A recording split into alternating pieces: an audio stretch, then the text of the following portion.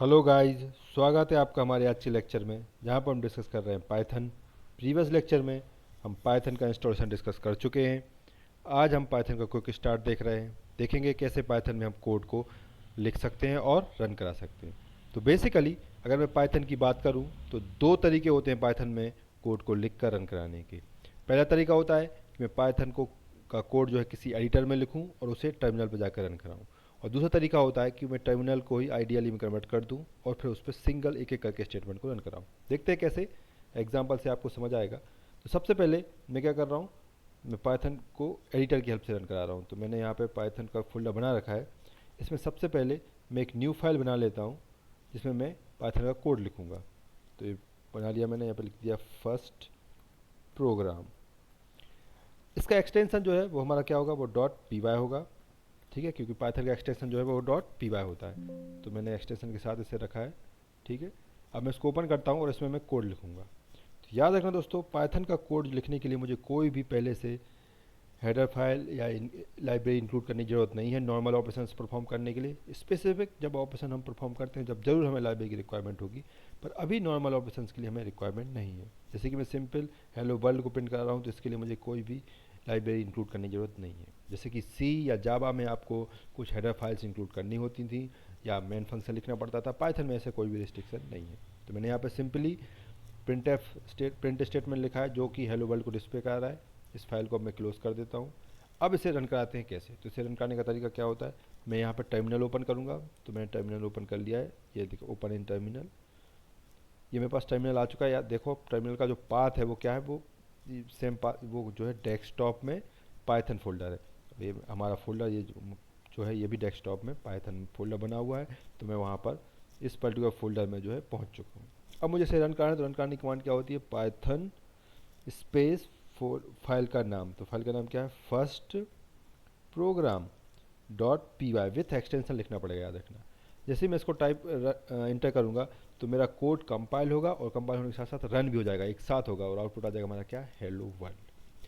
ये कमांड में थोड़ा सा चेंज ये हो सकता है कि आपकी अगर पाइथन जो है वो अपडेटेड वर्जन है, पाइथन 3 है, अगर आपने पाइथन 3 इंस्टॉल कर रखी है तो जो कमांड है वो पाइथन 3 बन जाएगी, वो ऐसे हो जाएगी पाइथन 3। आपको इस तरीके से लिखनी पड़ेगी।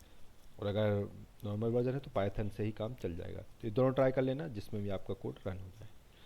तो एक तरीका ये होता है। दूसरा तरीका क्या होता है, दूसरा तरीका ये होता है कि ये हेलो वर्ल्ड जो है मैं सीधा पाइथन के आइडियली पर ही लिखूँ। तो उसके लिए मुझे पाइथन का आइडियली स्टार्ट करना पड़ेगा। और उसको स्टार्ट करने का तरीका क्या होता है कि या तो मैं सर्च बार में जाऊँ और यहाँ पर पाइथन टाइप करूँ इस तरीके से, और ये आइडियली इस पर क्लिक करूँ तो ये ओपन हो जाएगा। एक तरीका ये होता है।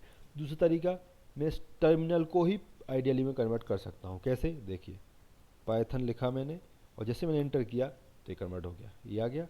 आपको कुछ याद आ रहा होगा, जब मैंने इंस्टॉलेशन बताया था तो मैंने इसी ऐसे ही कुछ तरीके पे आपको हेलो वर्ल्ड प्रिंट करा के दिखाया था, वो पाइथन का आइडियली था, है ना। और ये मैंने क्या करा है यहाँ पर, सिंपल पाइथन इस टर्मिनल को कन्वर्ट कर दिया है पाइथन, मैंने इस पर पाइथन स्टार्ट कर दिया है। अब देखो मैं यहाँ पे प्रिंट चलाता हूँ, फंक्शन प्रिंट लिखा मैंने क्या, हेलो वर्ल्ड। और जैसे मैंने इसको इंटर किया तो ये क्या हुआ, आउटपुट मेरा आउटपुट स्क्रीन पर ये उसके नीचे आ जाएगा आउटपुट। मैं अगर हेलो प्रिंट हाई प्रिंट करना चाहता हूँ तो मैं लिख देता हूँ प्रिंट हाई, और जैसे इंटर करूँगा तो आउटपुट मेरा आउट स्क्रीन पर लिखा प्रिंट वेलकम, तो ये भी मेरा आउटपुट स्क्रीन पर वेलकम। इसको भी इंटर करूँगा तो ये भी आउटपुट स्क्रीन पर। तो इस तरीके से जो है मैं पाइथन के अंदर आउटपुट डिस्प्ले करा सकता हूँ। आप स्टेटमेंट लिखोगे और जैसे इंटर करोगे तो उसका आउटपुट आ जाएगा हमेशा। तो एक तो तरीका ये हो गया, एग्जिट, इसको मैं बाहर आ जाता हूँ इससे। अब जो मैं एक दूसरा तरीका जो मैंने बताया था कोड को एडिटर में लिखने का, तो अब एडिटर में लिखने का फ़ायदा क्या हो जाएगा। अब देखो मान के चलो आपको ये सारा आउटपुट जो है ना एक साथ लाना है, समराइज्ड वे में लाना है, तो वो यहाँ तो नहीं आने वाला, क्योंकि यहाँ तो आप जैसे एक स्टेटमेंट लिखोगे और एंटर करोगे तो उसका आउटपुट आ जाएगा, फिर आपको अगला स्टेटमेंट फिर लिखना पड़ेगा। आप चाहते हो कि एक साथ सारा आ जाए, तो उसके लिए मैं सबसे अच्छा तरीका होता है कि मैं एडिटर पर ही कोड लिखूँ। जैसे मैंने ओपन किया, अब मैं यहाँ पर लिख देता हूँ जैसे मैंने लिखा प्रिंट, और यहाँ पर लिख देता हूँ सपोज मैं, सॉरी मैं लिख देता हूँ welcome to,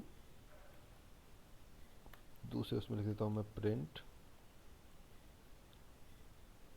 P S classes for C S E और फिर मैंने दिया प्रिंट